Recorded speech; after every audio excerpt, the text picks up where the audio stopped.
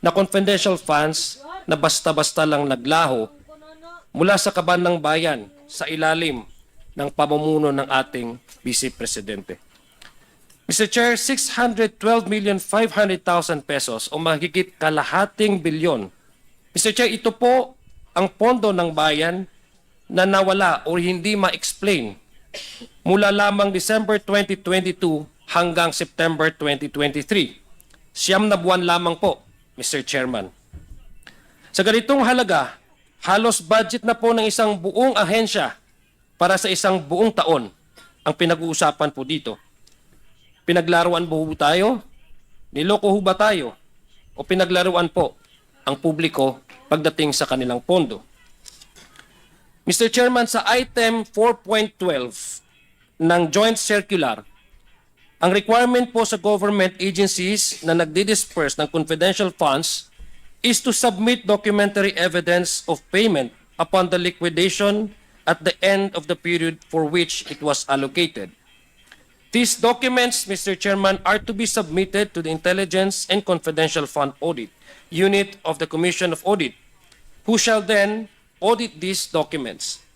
In fact, upon the submission of the liquidation report to ICFAO, a certification signed by the head of agency and its Special Disbursement Officer, or SDO, stating that the expenses were incurred in connection with the agency's confidential expenses and activities with supporting documents and documentary evidence of payment is needed, Mr. Chairman.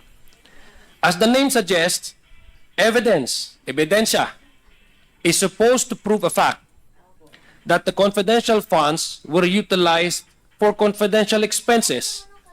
Ang hindi dapat basta-basta lang ibinubulsa at hindi dapat lang, Mr. Chairman, dapat lang binubulsa o napupunta lang sa kung ano-anong gastusin.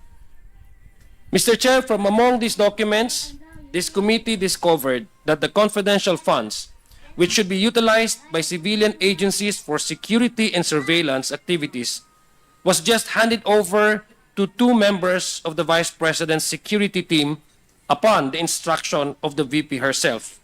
Sinabi po ito ng kanyang Special Disbursement Officers na si Ms. Gina Acosta at Mr. Fajarda. Those funds, Mr. Chair, were never to be seen again.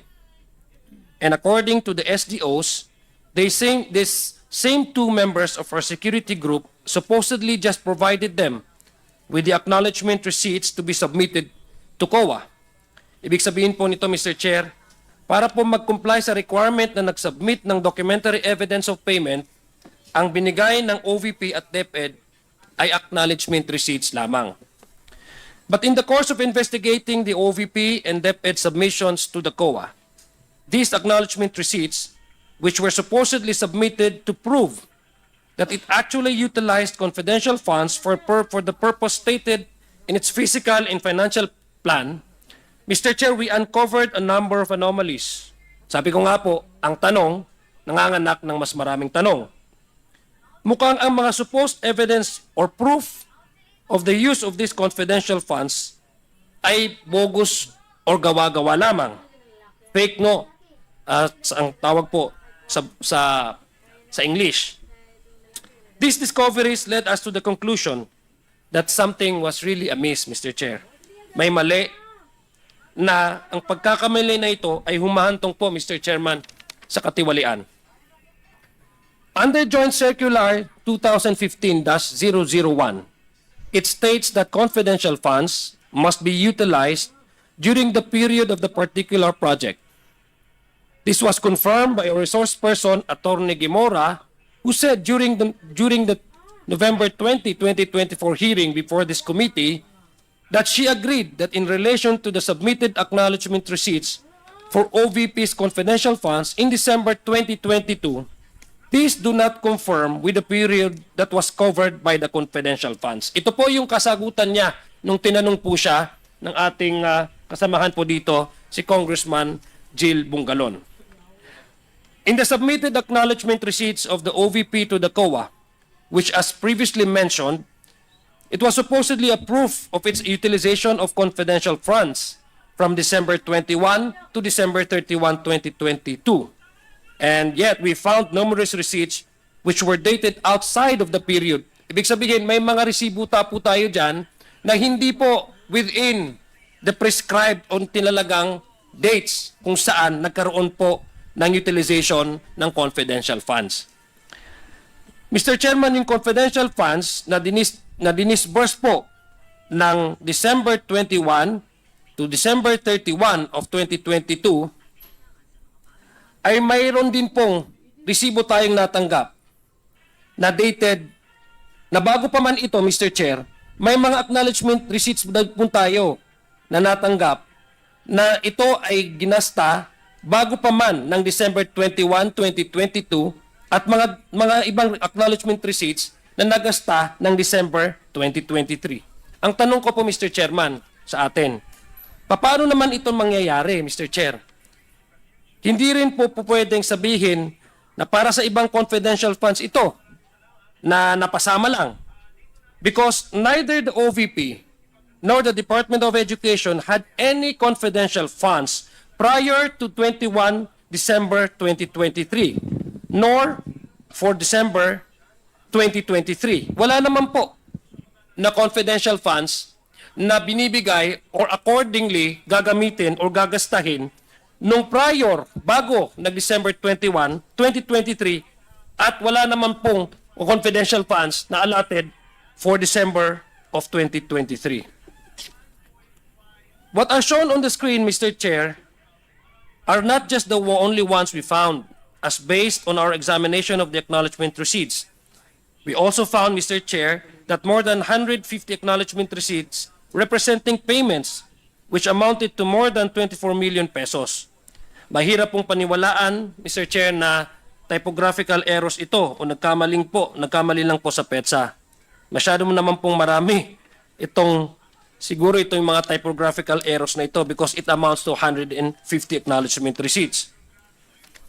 Further, in my experience, Mr. Chair, lahat naman ho tayo nagkakamali. Human error ang tawag po natin. Human error as to the writing of the dates would typically be that of the previous year and not of the succeeding year. Ibig sabihin, Mr. Chair, lahat naman ho tayo nagkakamali, lalo lang na pag mga bagong taon. Minsan, hindi pa ho natin masyadong yung acclimatize tayo doon sa pumasok na taon. Ang minsan na susulat po natin ay yung mga nakaraang taon. Hindi po yung preceding year. Na-experience po natin yan as a human error. Na nagkakamali po tayo bearing the earlier year than the preceding year. Ibig sabihin po, Mr. Chair, hindi yung darating na taon ang may susulat po natin sa mga dokumentong pinipirmahan natin. In fact, Mr. Chair, in the OVP's response to the Audit Observation Memo number 2013-211 and 2013-213, dated 19 October 2023, in which the OVP attached the aforementioned acknowledgement receipts for its December 2022 confidential expenses, it stated that the amount of 125 million pesos was supposedly spent within the period. However, as I previously mentioned, Mr. Chair, a total of 158 acknowledgement receipts submitted by the OVP for its December 2023 confidential funds expenses were made outside the period of December 21 to December 31 of 2022. Contrary, Mr. Chair, to the statement of the OVP, Mr. Chair. These acknowledgement receipts were fabricated kasi wala nga po tayong basihan kung bakit ito nagastos. Wala nga ho siya doon sa date kung dapat siya paggastosan. Because they bore dates different from the period covered, Mr. Chair. Simple po yan. Very simple po yan at makikita po ng taong bayan yan. Para daw po sa 21 of December to 31 of December of 2022 raw po ang mga ARs na isinumite. This is shown by the certification dated 10 of January 2023 where Ms. Acosta certified that the acknowledgement receipts submitted, which we just showed, Mr. Chair, was for the period of December 21 to December 21 of 2022. Yung nakuha po ng OVP noong December 20, 2022. Pero po sa mga AR na ito, mayroong pong dalawa. Isa dated November 27, 2022 at isang dated December 12, Mr. Chair, 2022. Ito pong mga petsa na ito, it preceded the date with the confidential funds were released to the OVP in December 2022, while the others are dated in December 2022 or after the funds have been supposedly spent, Mr. Chair. Ang tanong ko po, paano po nangyari yon na meron po silang mga ARs dated prior to the actual releases of the confidential funds at may mga ARs sila dated na after supposedly na na-spent na yung kanilang confidential funds. Bali ho, Mr. Chair, mukhang base po sa sobrang dami ng mga acknowledgement receipts na ito na isinagawa lang noong hinihingan ng ebidensya ng COA sa pinadalang AOM sa Office of the Vice President. Sa aking palagay, Mr. Chair, ay itong panahon lang din na ito nagsimula gumawa ng mga ganitong klaseng acknowledgement receipts ang OVP para isumite. Para po, Mr. Chair, hindi magmukhang ginasta itong confidential expenses kung saan-saan lang po nila nilagay. Mr. Chair, it's very clear, Mr. Chair, kung titingnan po natin ng dates doon sa covered nung request of the confidential funds with that of the acknowledgement receipt na natanggap po natin, mukhang bogus po at fictitious po itong mga confidential funds, Mr. Chair. Wag din ho natin kakalimutan na by its very nature, Mr. Chair, acknowledgement receipts po ito. Ibig sabihin, pipirmahan mo ito tuwing natatanggap mo ang pera. Ibig po ba sabihin ito, Mr. Chair, mahigit 100 tao ang nagkamali na nagsabing December 2023 ang kanilang pinirman habang tinanggap nila ang pera para sa December 2022? Imposible naman po yan mangyari, Mr. Chair, dear colleagues. Let me go to another discovery that we noticed, Another anomaly this committee noticed was the use of a very unique ink in the shade of blue and several acknowledgement receipts mula po sa Office of the Vice President. At first glance, Mr. Chair, we found that these acknowledgement receipts, which supposedly were signed by different persons in different months, clearly have the same unique shade of blue ink. There are many different types of pens, Mr. Chair. Alam po natin yan. May fountain pens, may sign pens, or whatever in the Philippines na available po sa market. But what are the chances, Mr. Chair, that the same ink would be used for 2 or more acknowledgement receipts submitted by the Office of the Vice President? If you ask me, Mr. Chair, the chances are very, very low. Especially, Mr. Chair, kung titingnan nyo po, itong tinta na ito ay hindi mumurahin. Mahal po yan na ballpen. Hindi po yan common na ginagamit na ballpen. Ang mas kapanipaniwala, Mr. Chair, para sa akin ay only one person probably made these acknowledgement receipts. And they are not the ones who received the funds as indicated in the acknowledgement receipts. Mr. Chair, my staff was also able to find acknowledgement receipts in different names, but the strokes o yung sinasabi po nating pagkasulat ng kanilang mga signatures signatures ito were identical. Dalawang different persons but the same identical strokes of signatures.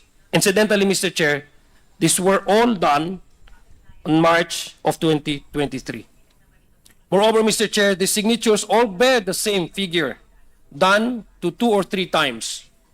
It's hard to believe, Mr. Chair, that such common signatures would appear like this.